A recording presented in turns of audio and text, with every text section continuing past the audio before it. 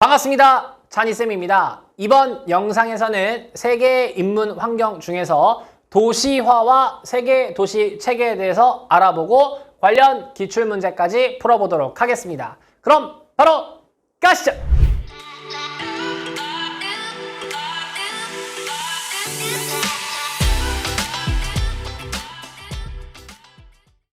자, 오늘 배울 것은 도시화가 되겠습니다. 자, 오늘은 여러분 촬영 분위기가 조금 다릅니다. 오늘은 앞에 청중이 있어요. 소리 질러주세요. 자, 온라인 수업에 드디어 처음으로 청중이 생겼습니다, 여러분. 수업 분위기가 굉장히 이상하군요. 대답을 열심히 해주셔야 돼요, 현장 강의처럼. 아시겠습니까? 네. 네. 자, 일단 도시화에 대해서 배울 건데 그럼 도시가 뭔지를 알아야겠죠. 자, 도시가 뭡니까? 시티요. 우리 학교 수준만도 못한 대답을 하셨군요. 우리 학교 학생들도 그 정도는 아닙니다. 포도가 뭐니? 이랬는데 그레이프라고 대답하는 거랑 똑같잖아요. 뭐 하는 겁니까? 농담입니다. 네. 도시가 뭡니까? 도시, 정의부터 알아야겠죠. 도시화가 알려면 도시에 대한 정의를 알아야 되니까요. 네, 도시란 현대인의 중요한 생활 공간이 되겠습니다. 그래서 정치, 경제, 사회, 문화의 중심지인데, 자, 우리가 지리를 배웠으니까 지리에서 우리가 산업 구조를 배웠습니다. 뭐 1차 산업, 2차 산업, 3차 산업 이런 걸 배웠었는데, 자, 도시에 사는 사람들을 잘 생각해 보면 이 사람들이 막 농사를 짓고 있던가요? 그렇지 않단 말이죠. 농사를 짓지 않고 서비스업이나 아니면 뭐 공장을 다닌다든지 이런 식으로 종사를 하고 있으니 우리가 이걸 산업구조를 표현하면 2, 3차 산업에 종사를 많이 하는 장소, 거기를 도시라고 표현을 할 수 있겠습니다. 자, 그럼 도시에 반대되는 곳도 있겠죠? 도시에 반대되는 곳은 뭐라고 할까요? 시골, 비슷해요, 시골. 농촌, 비슷해요. 네, 촌락이라고 합니다. PPT 띄워놨죠. 네.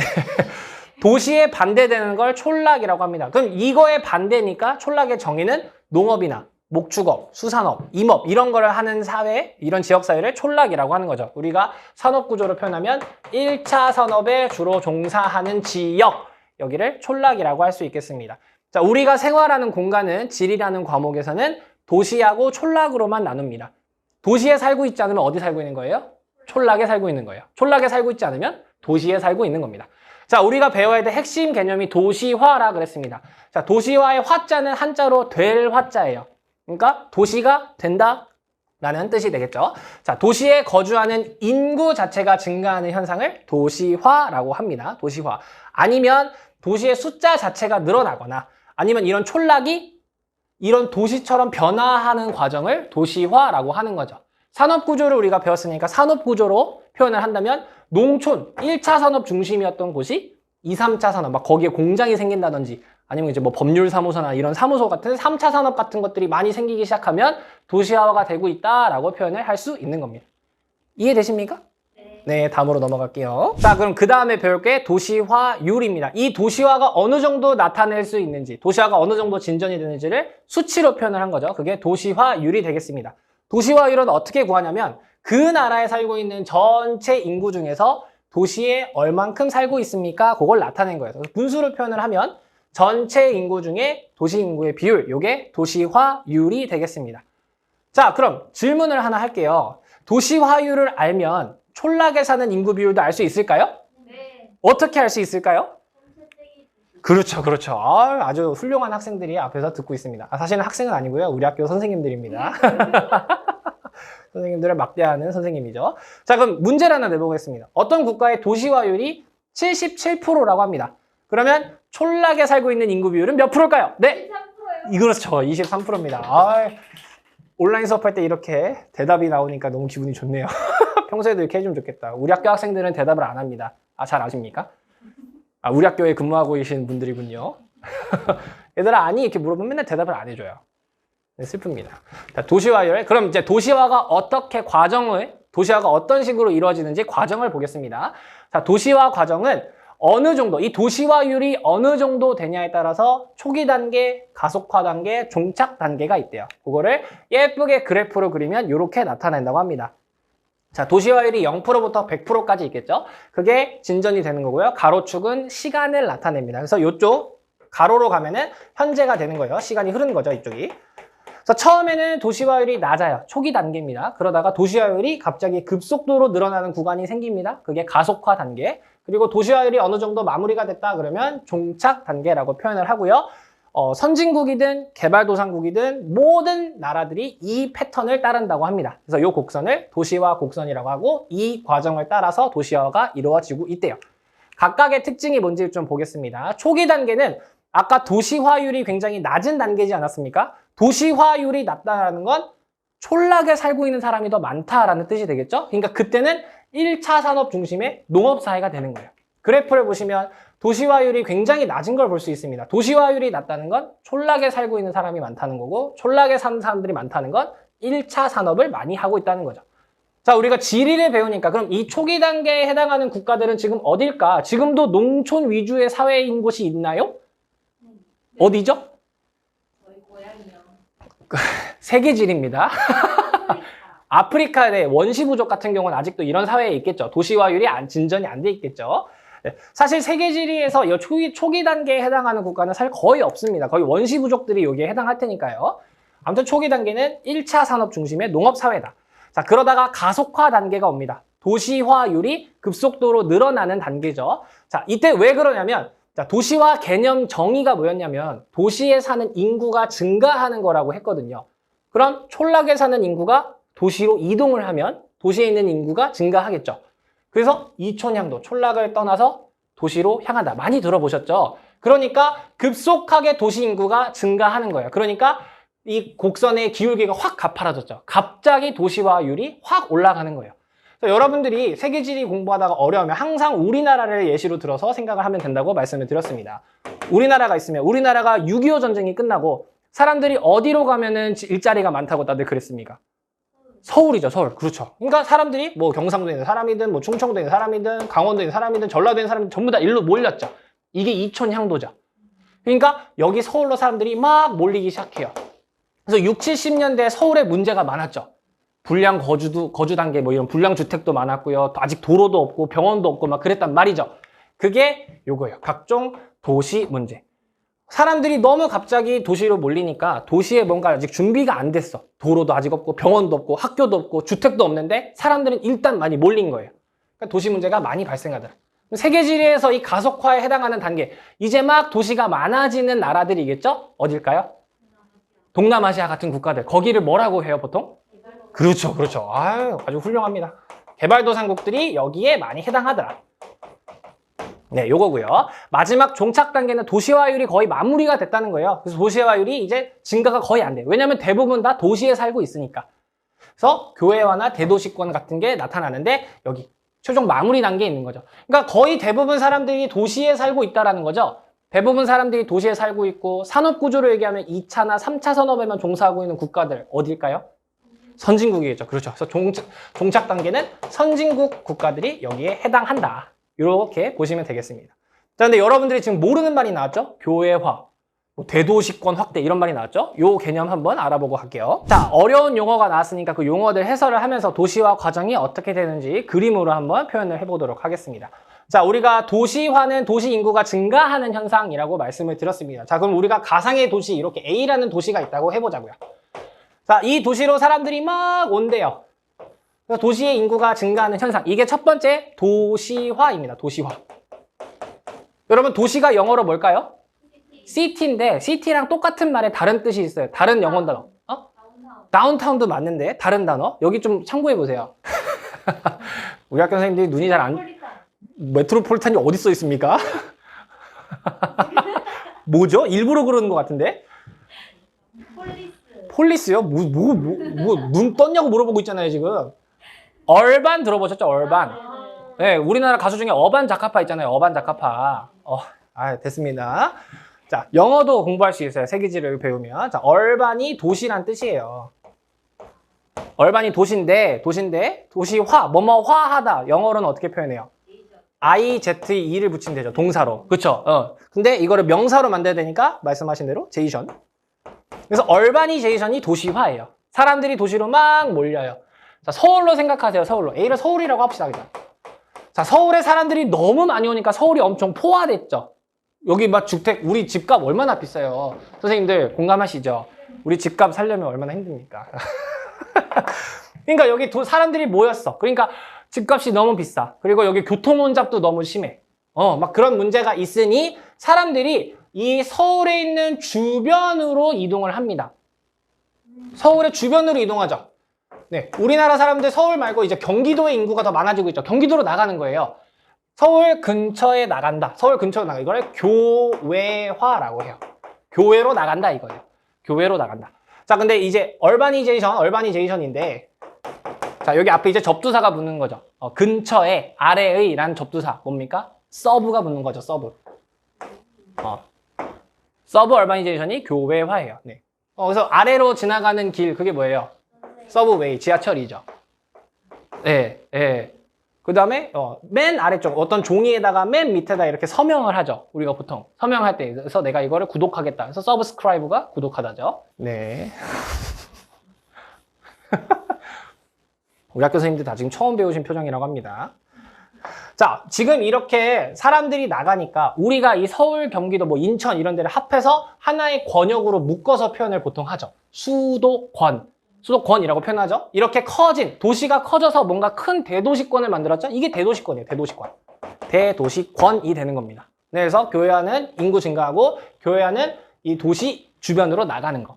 자, 여러분, 그러면 도시화가 계속 진행되고 있는 그런 국가에서 교외화 현상이 일어날까요? 아니겠죠. 이미 도시화가 거의 끝난, 그러니까 선진국들에서 볼 수 있는 거예요. 교외화. 이렇게 볼 수 있는데, 자, 이게 점점점 심해지면은, 이게 도시잖아요. 난 도시가 싫어. 교통체증 싫고, 나는 이제 한적한 곳으로 가고 싶어. 우리 도시의 반대가 어디였죠? 촌락. 그러니까 이제, 아니야, 나 이제 도시 싫어!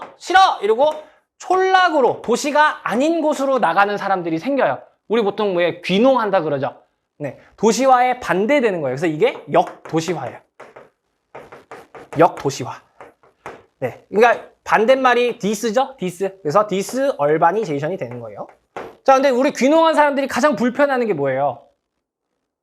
복지죠. 그쵸? 내가 편의점 가려고 했더니 주변에 편의점도 없고, 아파서 병원 가려고 했더니 병원도 없어.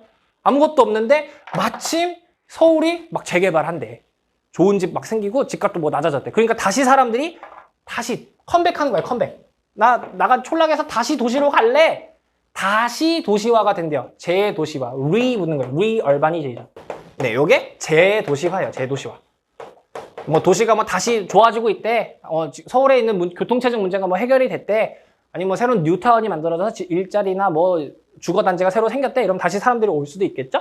그거를 재도시화라고 하는 거예요. 도시화 과정이 이해되십니까? 네. 그래서 도시화가 일어나고 있고, 교외화, 역도시화 이런 것들은 선진국들, 도시화가 이미 마무리된 데서 볼 수 있겠죠? 네. 그래서 이렇게 정리를 하시면 되겠어요. 다음으로 넘어가도 될까요? 네, 넘어갈게요. 자, 그럼 선진국의 도시화 과정은 어떤지 볼게요. 선진국은 산업혁명 이후로 천천히 도시화가 됐어요.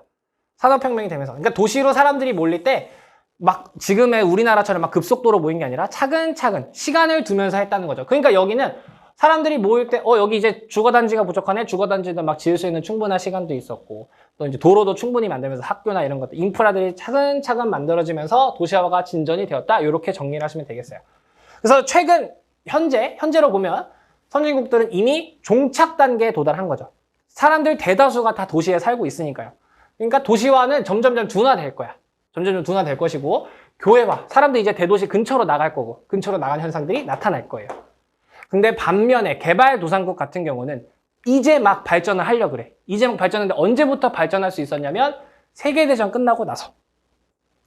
2차 세계대전 때까지만 하더라도 이 선진국들이 식민지로 갖고 있었죠. 근데 세계대전이 끝나고 나서 이제 막 독립을 하기 시작해요.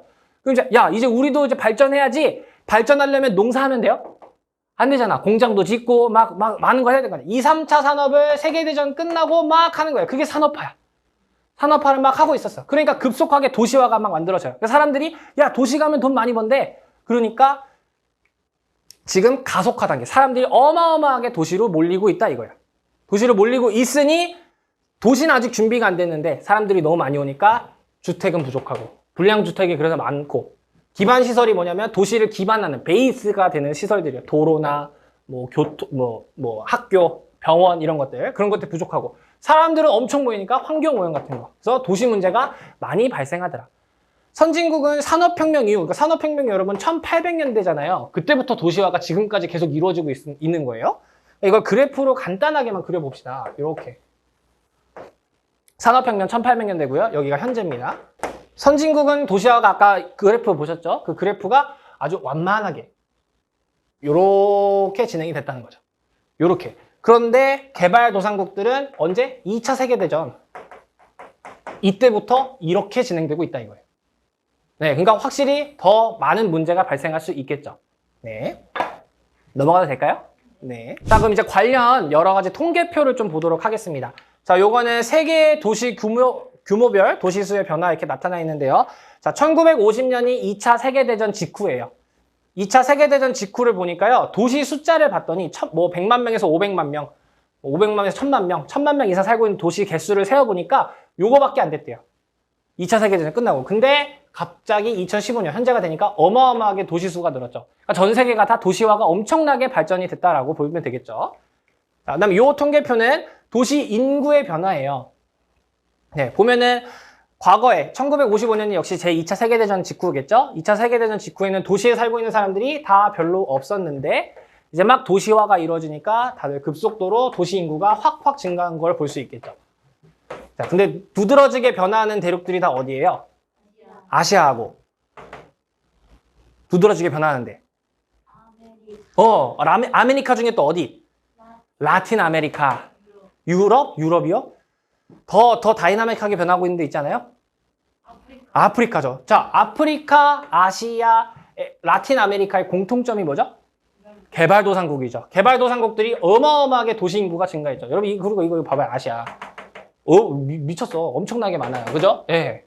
그럴 만도 한 게 중국 14억, 인도 13억 인구가 그래. 근데 거기서 도시화가 엄청 진행되면 급속도로 늘어날 수밖에 없겠죠. 그리고 아프리카 최근에 엄청나게 증가하고 있고.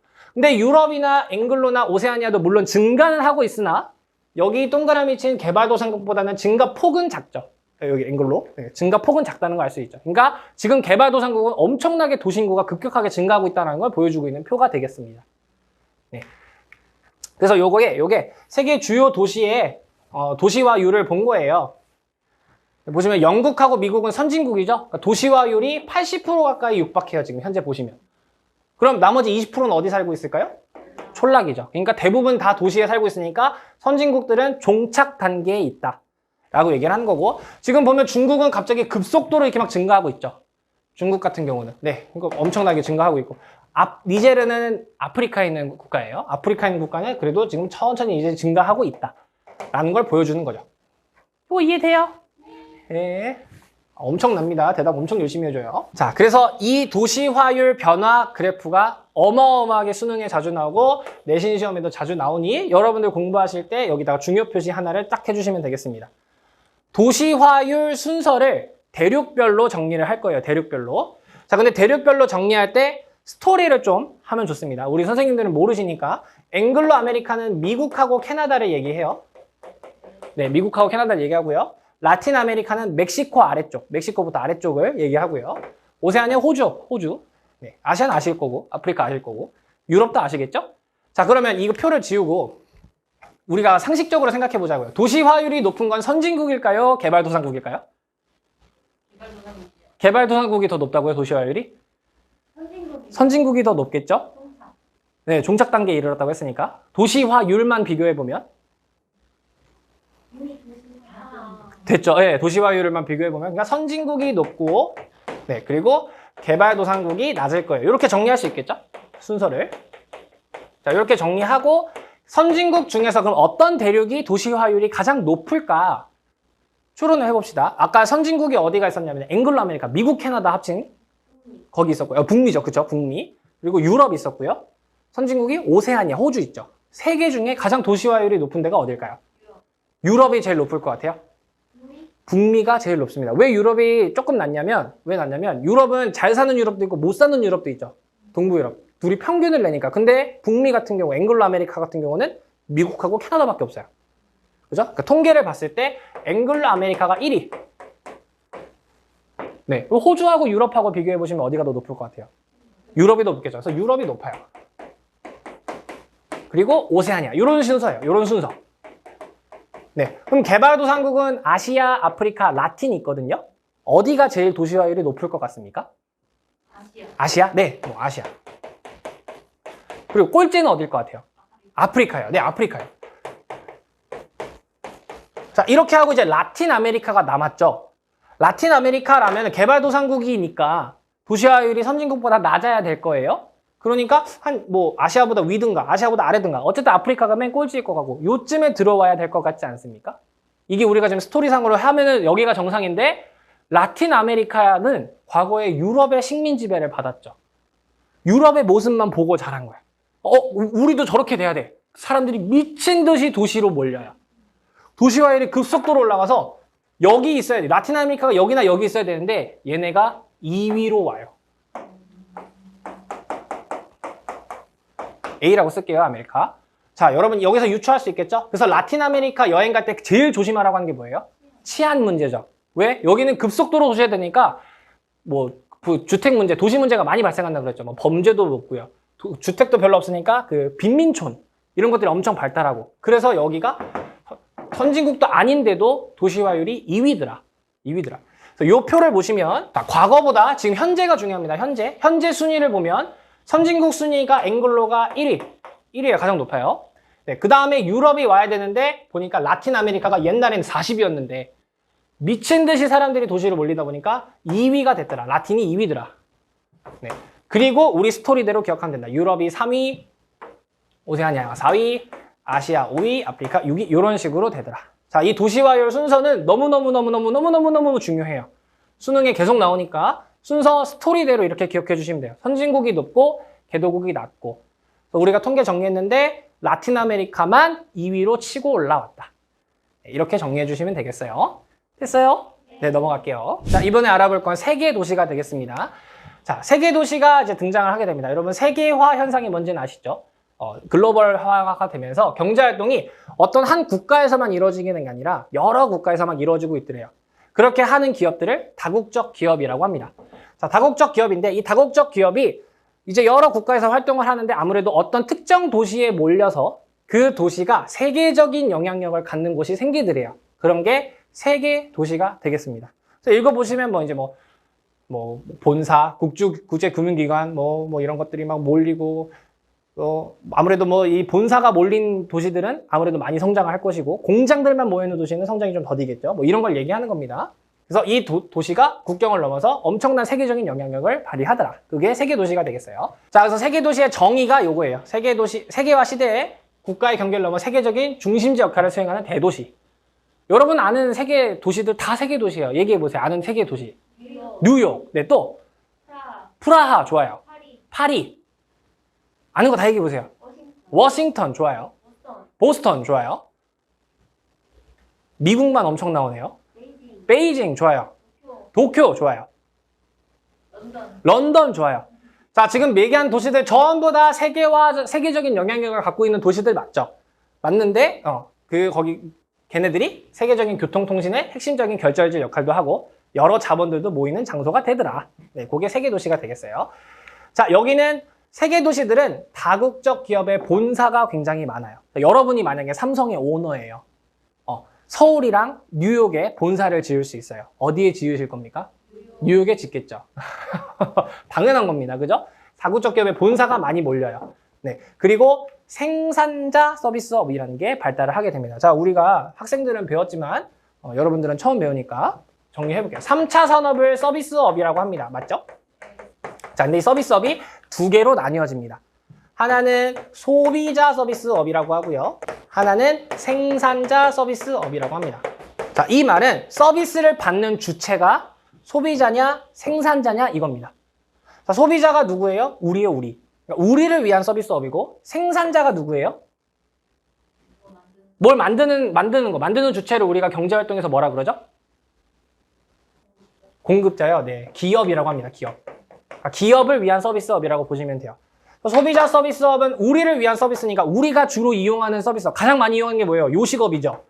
그죠? 네, 편의점, 소매업이죠. 소매업 뭐 이런 거고요. 그 다음에 또 우리가 많이 하는 게 이제 뭐 여행 갔을 때 숙박 이런 걸 하기도 할 거고요. 아니면 뭐 이제 관광 이런 거겠죠. 놀러 가서 보는 거. 근데 기업들을 위한 서비스는 금융, 은행 생각하면 돼요. 여러분 은행은 우리를 위해서 서비스업도 하죠. 근데 은행의 주 고객은 누구예요? 여기에요, 여기. 우리가 집 산다고 대출을 한 10억 받는다고 해봐요. 그것도 많은 돈이에요. 은행이 돈 버는 방법은 돈 빌려주고 이자를 받는 거죠. 근데 우리가 이제 주택을 빌리는 사람들한테 10억 빌려주는 거하고 삼성이 공장 짓는다고 4천억 빌리는 거하고 이자 자체가 다르겠죠. 네. 뭐 이런 게 있고 부동산. 우리도 집 거래하고 땅 사기도 해요. 근데 기업이 사는 땅을 우리가 이길 수는 없겠죠. 보험도 마찬가지예요. 보험도 우리도 보험 가입하죠. 근데 여러분 그 삼성이 공장이 불날까봐 가입하는 보험은 우리가 가입하는 뭐 이런 암보험이나 이런 거에 비하면 금액이 천문학적이겠죠. 어마어마하겠죠. 아니 뭐 회계. 자, 우리도 회계사를 고용할 수 있죠. 나의 가계부를 써줘라. 근데 삼성이 하겠죠. 삼성이 회계하는 게 훨씬 더 크겠죠. 아니면 법률. 우리도 소송 걸어요. 근데 삼성은 지금도 소송에 휘말리고 있을 거예요. 그죠? 왜 갑자기 렉 걸려가지고 내 사업에 지장이 생겼다. 이런 걸로 소송 거는 사람도 있을 거고. 고장난 걸 수리 안 해줬다. 뭐 이런, 등등등등. 아무튼, 기업을 위한 서비스를 하는 게 생산자 서비스업이에요. 자, 그럼 뉴욕을 생각해 보세요. 뉴욕 이미지를 그려보세요. 뭐가 더 많죠? 얘가 훨씬 많겠죠. 뉴욕 하면 떠오르는 이미지가 약간 멋진 그 뉴요커들 모습? 그런 거지 않습니까? 물론 이런 사람들도 있겠지만, 이게 훨씬 많겠죠. 그러니까 요거 생산자 서비스업이 세계 도시는 발달하더라. 요걸 얘기하는 거예요. 그리고 뭐 정보통신 네트워크 당연히 발달할 거고요. 교통체계도 발달할 거고요. 다양한 국제기구 본부도 오기도 한대요. 우리나라는 서울 생각하면 뉴욕보다는 조금 급이 떨어지죠. 근데 뉴욕에는 국제기구 본부가 있어요. UN 같은 거. 이런 국제기구 본부 같은 게 오니까. 왜냐면 영향력이 있는 세계 도시로 가겠죠. 그래서 이런 그리고 문화산업 같은 거. 뉴욕 하면 어떤 문화산업 생각나세요? 영화도 생각나실 거고. 유명한 거 뭐 있죠? 뉴욕에? 그 뮤지컬 보려면 어디 간다 그러죠? 뉴욕 브로드웨이 간다 그러죠. 문화산업도 오히려 뉴욕이 우리보다 훨씬 더 수준이 높은 그런 모습을 보여주네요. 그러니까 세계 도시 특징이나 기능이 이런 게 있더라. 자, 근데 세계 도시 문제점도 있더래요. 문제점이 뭐냐면 세계 도시 내에서 잘 사는 사람하고 못 사는 사람이 거주지 분리 현상이 나타나더래요. 네, 요거는 뭐냐면 방금 쌤이 소비자 서비스업, 생산자 서비스업 얘기하지 않았습니까? 우리나라도 생각해보면 서빙하고 있는 사람들이 우리나라 사람도 있지만 요즘 많이 보면은 조선족 분들이나 동남아 분들도 많이 서빙을 하고 있단 말이죠. 그러니까 돈을 잘 버는 사람들은 보통 이 생산자 서비스업을 많이 하고 있고 돈을 잘 못 버는 사람들은 이 소비자 서비스업 이런 것들을 하더라 이거예요. 그러니까 거주지가 분리가 되는 현상들이 나타나요. 네. 그래서 양극화가 많이 발생하는 도시 내 양극화가 생기기도 하고 그리고 잘 사는 도시하고 못 사는 도시의 양극화도 커지더래요. 뉴욕은 방금 여러분들이 말씀하신 것처럼 어떤 기업이 본사를 꼭 짓고 싶어. 그럼 다들 베트남에 있는 하노이에 짓는 것보다 뉴욕에 짓는 게 훨씬 이득이란 말이죠. 그러니까 점점점 뉴욕으로 쏠리고 베트남 이런 개발도상국에 있는 세계도시 같은 데는 자꾸 공장을 세우는 거죠. 서비스, 생산자 서비스 이런 게 아니에요. 그러니까 자꾸 선진국과 개발도상국의 격차는 더 심해지는 거예요. 더 심해지는 거. 우리가 지리에서 좀 알면 좋은 게 이제 이런 어떤 사례가 있는지 알면 좋으니까. 왜 여러분 그 슬럼이라고 들어보셨죠? 슬럼? 뉴욕에 있죠? 뉴욕에 이제 불량주택가를 슬럼이라 그러죠. 그 왜 있는 거예요? 이 거주지 불량상 나타나는 거예요. 그리고 이 고소득층들이 이런 저소득층들이 막 들어오는 걸 막 싫어하겠죠. 우리랑 섞이는 걸 싫어하겠다 이러니까 이 사람들이 집을 이렇게 짓고 집에다가 이렇게 칸막이를 막 세워요. 벽 같은 거. 아니면 CCTV를 엄청 달죠.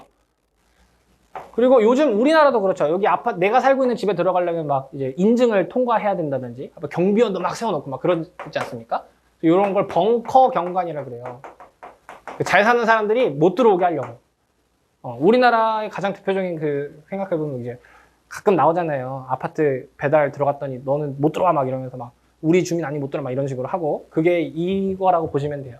고소득층들이 막는 거죠. 저소득층들을. 자, 그럼 주요 세계도시, 세계지리니까 어디가 가장 대표적인가 좀 봅시다. 제일 대표적인 게 맨하튼. 세계 경제 중심지, 맨하튼. 어딥니까? 미국이 아니라 뉴욕이죠. 뉴욕. 자, 우리 학교 학생들은 여기 학습지에다가 이것도 꼭 써줘. UN 본부가 뉴욕에 있습니다. UN 본부. 네. 그리고 여기 이제 월스트리트 이런 게 있다 보니까 월스트리트 뉴욕 주식이 몇 프로 떨어지면 세계 경제에 영향을 줄 만큼 굉장히 큰 세계 경제 중심지죠. 자, 그리고 패션 예술의 가장 뛰어난 도시. 아까 여러분이 말씀하셨어요. 파리. 네, 파리예요, 파리. 패션 예술에서 가장 영향력을 하는 도시고요. 네. 그 다음은 금융중심지 더 시티가 있는 곳이에요. 더 시티. 혹시 들어보셨어요? 처음 들어보셨죠? 나도 이거 공부하면서 알았어요. The City. 세계 경제 역시 중심지고 유럽에 있고요. 정말 한 가지 뭐 특징이라고 하면 본초 자오선, 세계 시간의 기준이기도 하고요. 유럽에서 가장 중요한 경제 중심지 런던이에요. 런던. 네, 런던이고요. 마지막 아시아 지역에 있는 도시고요. 아시아에서 가장 큰 세계 도시라고 보시면 돼요. 베이징보다 더 크죠. 그러니까 여러분이 기업의 오너인데 본사를 베이징에 짓고 싶어요? 아시아에 짓는다고 생각해봐요. 서울보다도 더 선진국인 나라가 있죠. 우리나라보다 선진국인 데가 있죠. 아시아에. 그렇죠. 도쿄입니다. 도쿄입니다. 네. 여러분 베이징에 본사 지을 거예요? 도쿄에 지을 거예요? 도쿄에 짓겠죠. 네. 그러니까 도쿄에도 굉장히 많은 세계 도시를 하고 있다. 그러니까 대륙별로 세계 도시가 한 개씩 있는 거예요. 대륙별로. 그러니까 아메리카 지역의 제일 대표적인 도시가 뉴욕, 유럽의 대표적인 도시가 런던, 아시아의 대표적인 도시가 도쿄. 이렇게 되는 거고, 뭐 이제 파리도 최근 많이 치고 올라와서 체크를 해놓으시면 될 것 같아요. 자, 근데 이 세계 도시가 체계를 이루고 있대요. 지금 계속 선생님이 언급을 하고 있었는데, 뭔가 지금 도시 예시를 들으면서 뭔가 급이 나눠진다는 느낌 받으셨죠? 급이 나눠진 거. 이게 규모, 기능, 영향력에 따라서 급이 나눠졌다는 거예요. 그래서 이게 계층을 이루고 있더래요. 계층. 그래서 금융 영향력은 얼만큼 있는지, 그 도시를 봤더니 다국적 기업의 본사는 얼만큼 있는지, 거기를 보니까 생산자 서비스업은 얼만큼 하고 있는지, 거기에 국제기구 본부는 몇 개 있는지, 거기에 뭐 국제 항공 승객 수는 얼만큼인지, 인구는 얼만큼 살고 있는지, 교통시설은 어떤지 이런 걸 봤더니 급이 다 나눠지더라 이겁니다. 여러분 보신 것처럼 서울하고 뉴욕하고 비교하면 어디가 더 급이 높아요? 뉴욕이 더 급이 높은 것처럼 그렇게 급이 나눠지더라 이거예요. 그래서 그거를 그렇게 나눴더니 가장 높은 데가 최상위 세계 도시가 되는 거고, 그다음에 뭐 상위, 하위 이런 식으로 있더래요. 그걸 비교해 보니까 이렇게 할 수 있더래. 자, 요거를 비교할 때 여러분들이 이해하기 쉽게 어떻게 비교하시면 되냐면, 최상위 세계 도시, 우리가 방금 배웠던 도쿄, 런던, 뉴욕 이런 데예요. 요거를 백화점이라고 생각해 보세요. 여긴 백화점이에요. 그리고 하위 세계 도시는 편의점입니다. 편의점. 자, 백화점하고 편의점 비교해 봅시다. 다국적 기업의 본사니까 백화점하고 편의점에 들어와 있는 기업의 숫자를 생각해 보세요. 어디가 훨씬 많죠? 편의점이 더 많다고요? 백화점이 훨씬 많겠죠? 백화점 시식 코너에 있는 게 편의점이 이길 것 같아요. 백화점 마트에 있는 게. 그죠? 백화점에는 루이비통이 들어가지만 여긴 안 들어가죠? 그런 거죠. 훨씬 더 기업이 훨씬 많겠죠? 다국적 기업의 본사 수도 최상위 세계 도시에 훨씬 많은 거. 국제기구 본부, 뭔가 본부를 짓겠대요. 백화점이랑 편의점 어디에 지을 것 같아요? 백화점에 짓겠죠. 생산자 서비스, 아까 법률, 회계 뭐 이런 건데, 회계사 고용 백화점이 할까요? 편의점이 할까요? 백화점이 주로 하겠죠. 뭐 이런 거. 법률팀도 마찬가지일 거고. 승객수, 고객수라고 보면 되겠죠. 편의점하고 백화점 비교해보세요. 고객수, 백화점이 훨씬 많죠. 그러니까 여기가 많고 적다 이렇게 표현할 수 있겠죠. 네. 동일 계층 도시수예요. 자, 백화점과 백화점. 자, 롯데백화점 같은 백화점끼리의 거리.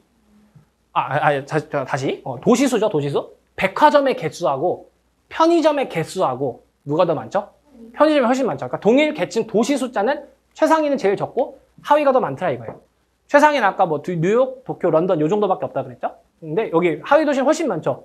리우데자네이루도 있을 수 있고, 베트남의 하노이, 태국의 방콕 뭐 이런 데 많겠죠? 그다음에 도시 간 거리. 백화점과 백화점. 어떤 롯데백화점에서 롯데백화점까지의 거리하고 GS25에서 GS25까지의 거리. 어디가 더 가까워요? 편의점이 더 가깝죠. 그러니까 여긴 멀고 가깝다. 우리가 이거를 표로 정리하니까 이렇게 하면 되겠죠? 그래서 이해하실 때 백화점, 편의점으로 비유를 하셔서 기억하시면 좋을 것 같아요. 그래서 도쿄하고 런던의 거리는 훨씬 멀죠. 훨씬 먼데 런던 근처에 있는 하위 세계 도시들, 뭐 아까 말씀하신 프라하고 뭐 그 주변에 있는 도시 뭐 있을까요? 뭐 마드리드 이런 데는 가깝죠? 그런 걸 얘기하는 겁니다. 그래서 이렇게 비교를 하시면 되겠고, 백화점, 편의점으로 비유하면 되겠다. 됐나요? 자, 그래서 이게 세계 도시 체계를 나타낸 그림이에요. 그래서 전 세계의 가장 높은 세계 도시는 뉴욕, 도쿄, 런던이 될 겁니다. 보니까 이 세 도시는 거리가 엄청 멀죠? 근데 주변에 있는 하위 세계 도시들, 마이애미, 휴스턴 이런 데들끼리는 서로 가깝고. 네. 근데 우리가 만약에 뭐 미국을 간다, 보통 미국 간다 그러면은 항공 여객 숫자가 가장 뉴욕으로 많이 몰리겠죠. 그러니까 여기가 국제 항공 승객 수도 가장 많을 거고. 국제기구 본부 만들 때도 도쿄나 런던이나 뉴욕 이런 데 지을 거고. 네. 그래서 이렇게 체계를 이루고 있더래요. 최상위, 상위, 하위처럼. 우리나라는 아쉽게도 하위입니다.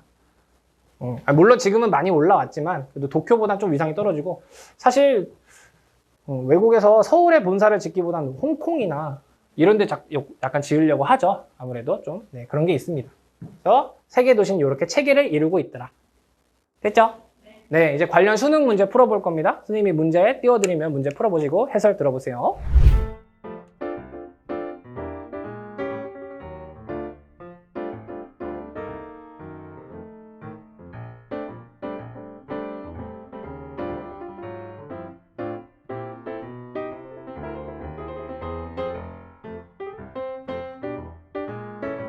자, 문제 다 풀어보셨을 것 같습니다. 문제를 꼭 풀고 해설을 듣기 바랍니다. 자, 작년 수능만 한번 풀어볼게요.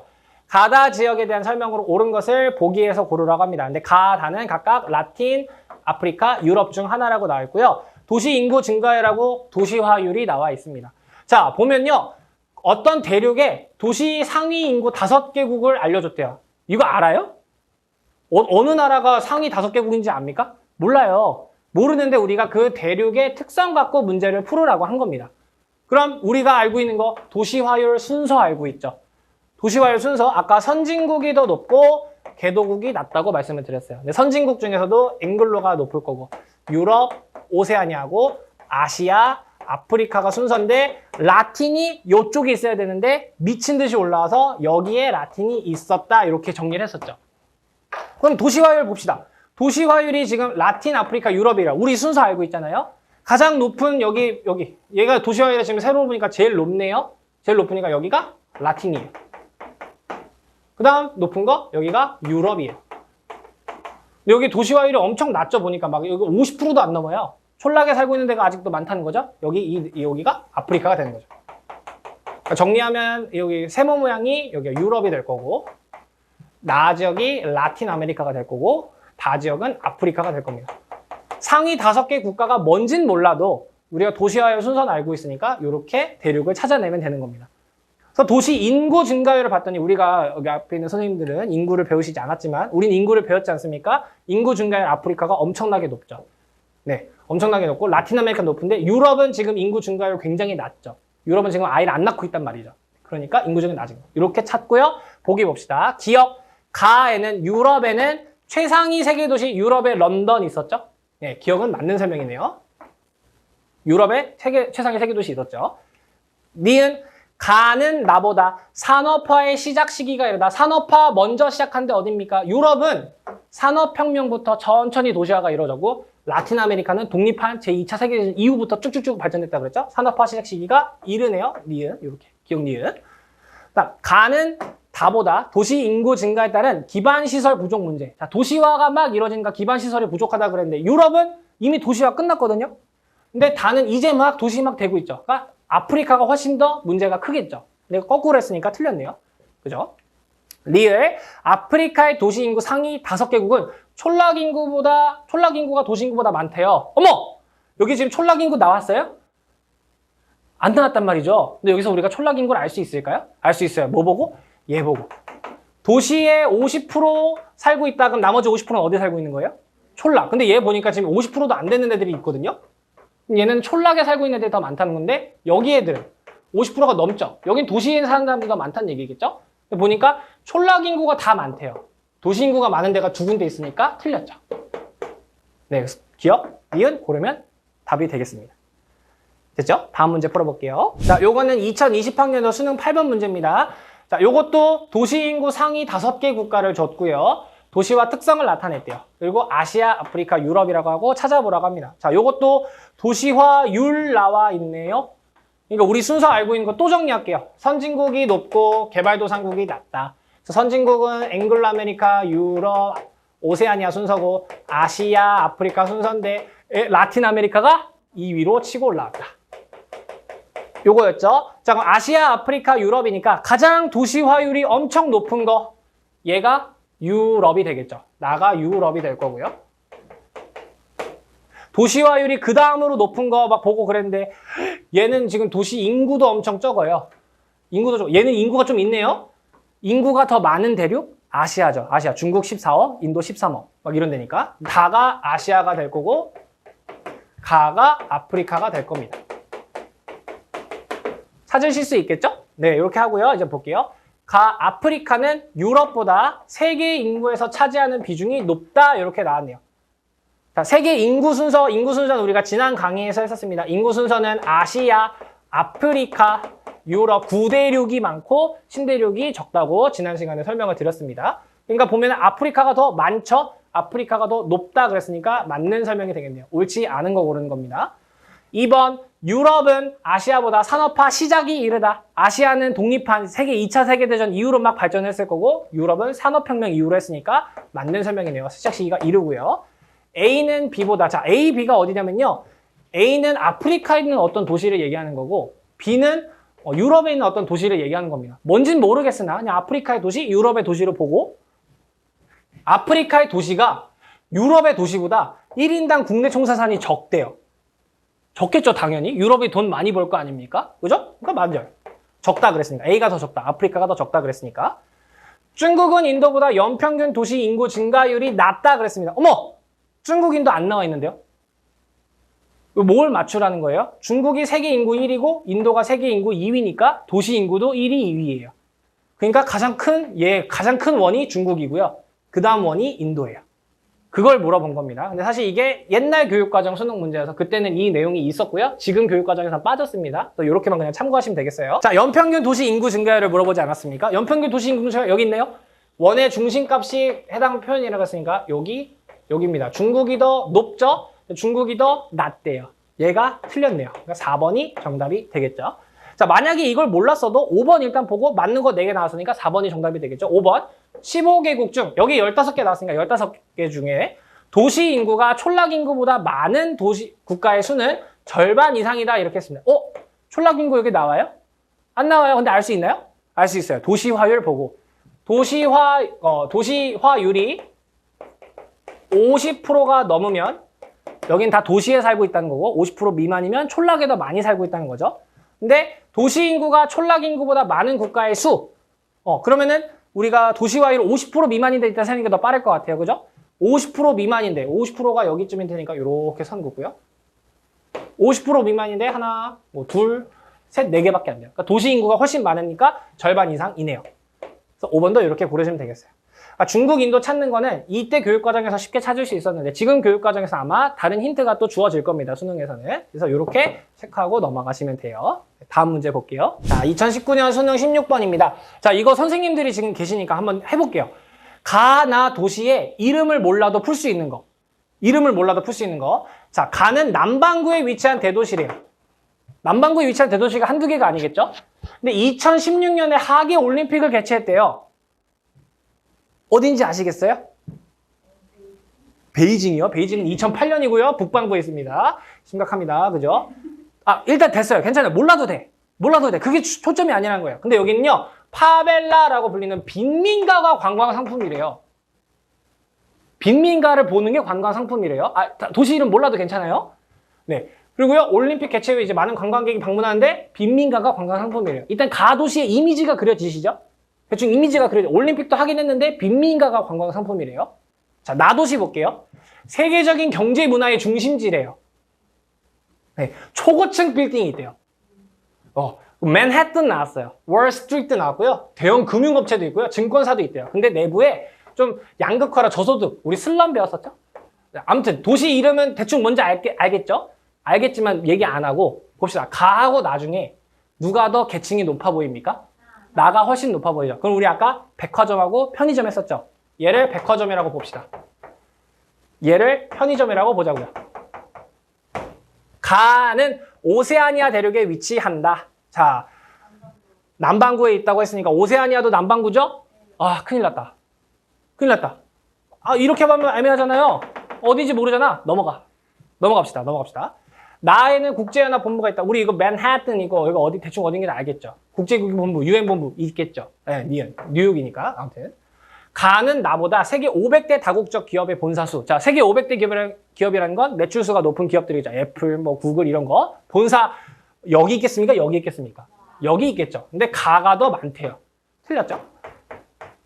나는 가보다. 자, 여기 백화점이고요. 여기 편의점입니다. 생산자 서비스업, 기업을 위한 서비스였죠? 누가 더 많을까요? 나에 많겠죠. 맞네요. 답은 니은, 리을이에요. 자, 우리가 도시 이름 몰랐어도 느낌 오는 걸로 풀었었죠? 오는 거 풀었었죠. 여러분이 최근 경험한 것 중에 오세아니아에는 호주하고 뉴질랜드밖에 없는데 호주하고 뉴질랜드에서 올림픽을 안 열었단 말이죠. 그죠? 여기서 얘기하는 건 리우데자네이루예요. 브라질의 우리 리우 올림픽 열렸었죠? 리우 올림픽. 네. 나는 뉴욕이고. 그러니까 세계지리에서 쌤이 강조하는 게 나라 이름하고 막 도시 이름을 외우려고 하는 것보다 그 느낌 찾아가지고 푸는 게 훨씬 더 중요하다라는 거. 그래서 편의점, 백화점 비교해서 니은, 리을 골랐으면 됐습니다. 다음 문제 볼게요. 자, 2017학년도 수능 13번 보겠습니다. 마지막 문제입니다. 힘을 내세요. 힘을 내세요. 자, A 대륙에 대한 설명이고요. A는 각각 우리가 배웠던 대륙들 중 하나래요. 그리고 뭘 줬냐면요. 도시화율 줬어요. 도시화율. 우리 지금까지 직업도록 했죠. 그죠? 도시화율 마지막 정리입니다. 선진국이 높고 개도국이 낮대요.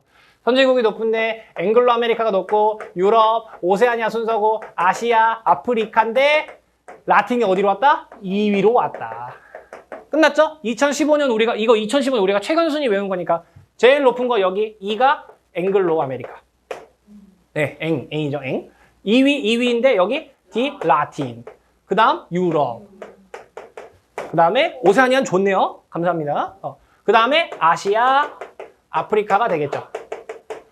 자, 이렇게 보니까 도시화율이 여기 라틴 아메리카가 진짜 미친 듯이 올라간 거 보이시죠? 방금 전문지에서 리우데자네이루 빈민가가 관광 상품이래요. 빈민가가 왜 생겼겠어요? 다 도시로 몰리니까 주택이 부족하고 사람들 거기서 직업은 못 얻고 그러다 보니까 빈민가가 많이 생긴 거죠. 네, 그렇게 하고요. 도시 인구 증가율은 알아서 우리가 보면 되겠죠? 이제 봅시다. A는 아프리카는 2015년에 도시 인구가 촌락 인구 줬어요? 안 줬어요. 근데 알 수 있어요? 알 수 있어요. 뭐 보고? 도시화율 보고. 도시화율 보니까 아프리카는 아직도 50%가 안 넘네요. 50%가 안 넘으니까 촌락의 인구가 더 많다는 거죠. 도시 인구가 더 많대요. 에이, 틀렸네. 도시 인구가 더 많대. 틀렸습니다. C는 유럽입니다. 유럽은 세계적 규모의 첨단 산업단지 실리콘밸리 구글 본사, 애플 본사 이런 데 있는 거예요. 어디 있죠? 미국에 있죠? 그러니까 어디 있다고 해야 돼요? E에 있다 그러죠. 네, 틀렸습니다. 실리콘밸리가 어딘지 아시는군요. 대단합니다. 자, B. 아시아는 E가 어디죠? N입니다. N. 아시아가 앵글로 아메리카보다 국가 수가 많아요. 앵글로 아메리카는 미국하고 캐나다 두 개밖에 없었단 말이죠. 북미니까. 아시아는 훨씬 많죠. 맞네요. 답이 3번이네요? 찾았습니다. 네. 이게 3점짜리예요. 쉽죠? 네. C는 D보다. C가 어디죠? 유럽이고요. D는 라틴입니다. 세계 인구에서 차지하는 비중이 낮다 이렇게 나왔네요. 유럽 우리 이거 인구 순위 배웠었죠? 인구 순위. 선생님들은 안 배웠어요. 전 시간에 배웠단 말이죠. 구대륙하고 신대륙이 있는데 구대륙이 인구가 더 많다 그랬습니다. 여기 왜냐면 구대륙에 있는 사람들이 신대륙을 이주해 가서 산 거니까요. 라틴 아메리카는 신대륙이란 말이죠. 그래서 유럽이 인구가 더 많고 2050년 유엔 추정치를 봤을 때 역전이 된다 그랬죠? 근데 2015년을 물어본 거니까 틀렸습니다. D에서 B로. D가 어디냐면요. 라틴에서 아시아로 이주한 인구. D가 어디죠? 라틴에서 앵글로 아메리카로 이주한 인구보다 많다 이래요. 자, 세계 지도를 대충 그려보면 유럽, 아프리카, 아시아, 북미, 남미예요. 그죠? 자, 라틴 아메리카가 여기란 말이죠. 여기에서 유럽으로 대서양 건너서 간 사람하고 미국으로 간 사람하고 비교해 보래요. 가까운 데로 더 많이 갔겠죠? 그래서 여기 앵글로 아메리카 왜요? 아시아였습니까? 감사합니다. 유럽 건너서 여기 아시아로 간 인구하고 여기 앵글로 아메리카로 간 인구죠. 자, 인구를 이주하는 사람들의 대부분 목적은 유학이나 좋은 직장을 찾아서 갈 겁니다. 그럼 좋은 직장이 미국에 많을까요? 아시아에 많을까요? 미국에 훨씬 많겠죠. 그러니까 미국으로 이주한 인구가 훨씬 많을 거예요. 근데 라틴에서 아시아로 이주한 인구가 더 많대요. 틀렸죠? 그래서 3번을 고르면 되겠습니다. 자, 이렇게 해서 오늘은 인문 환경 중에서 도시화하고 세계도시 체계 개념 배우고 도시화 관련된 세계 수능 기출문제도 풀어봤습니다. 자, 긴 영상 보시느라 너무너무 고생 많으셨고요. 앞에 선생님들 덕분에 오늘 수업이 조금 알찼던 것 같습니다. 혹시나 궁금한 거 있으시면 언제든지 댓글 남겨주시고요. 그럼 선생님은 다음 영상에서 찾아뵙도록 하겠습니다. 다음 영상에서 만나요.